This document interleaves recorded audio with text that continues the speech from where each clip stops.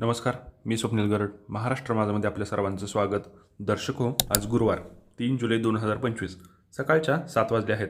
आत्ताच हाती आलेल्या माहितीनुसार आपण उजनी धरणामधील पाण्याच्या पातळीविषयी पाठीमागील 24 तासात काय बदल झालाय याची अधिक माहिती जाणून घेण्याचा प्रयत्न करूया. दर्शक हो, काल दिवसभरातील अत्यंत महत्त्वाची बाब म्हणजे रात्री 12 वाजल्यापासून उजनी धरणामधून भीमा नदीमध्ये जो काही सोडण्यात येणारा पाण्याचा विसर्ग होता तो आता पूर्णपणे बंद करण्यात आलेला असून भीमा नदीमध्ये सध्या कोणत्याही प्रकारच्या पाण्याचा विसर्ग उजनी धरणामधून सोडण्यात येत नाहीये. असं असलं तरीही दौंड येथून उजनी धरणामध्ये 12,253 क्युसेक पाण्याची आवक होते. त्याचबरोबर उजनी धरणामधील एकूण पाणी साठा हा 102.34 TMC एवढा झालेला असून त्यापैकी 38.66 TMC एवढं पाणी हे उपयुक्त पाणी साठा म्हणून मोजलं गेलेलं आहे. उजनी धरणाची पाण्याची पातळी ही आज सकाळी 7 वाजता 72.19% एवढी झालेली असून काल दिवसभरात उजनी धरण व आसपासच्या परिसरात अत्यंत तुरळक ते मध्यम प्रतीच्या पावसाची नोंद झालेली आहे. दर्शको, 1 जूनपासून आज तागायत उजनी धरण व आसपासच्या परिसरात 73 मिलीमीटर एवढ्या पावसाची नोंद झालेली असून पाठीमागील 24 तासात सीना-माडा डावा कालव्यामध्येही विसर्गाला सुरुवात करण्यात आलेली आहे.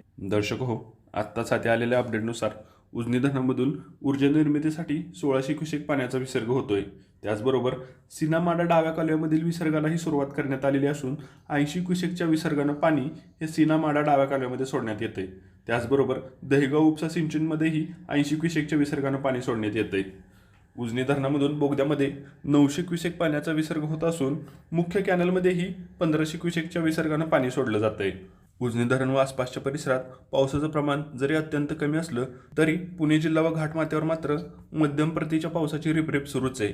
त्यामुळे दौंड येथून उजनी धरणामध्ये येणारी पाण्याची आवक ही कायम असून हळूहळू उजनी धरणाच्या पाणी साठ्यात यामुळे वाढ होणार असल्याचा इशारा धरण प्रशासनाने दिला आहे.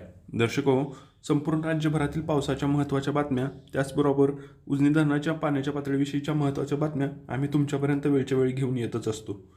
या अशाच अचूक, विश्वसनीय व वेळच्या वेळी उजनी धरणाच्या पाण्याच्या पातळीविषयीच्या बातम्या पाहण्यासाठी तुम्ही पाहत राहायचं आहे महाराष्ट्र माझा न्यूज.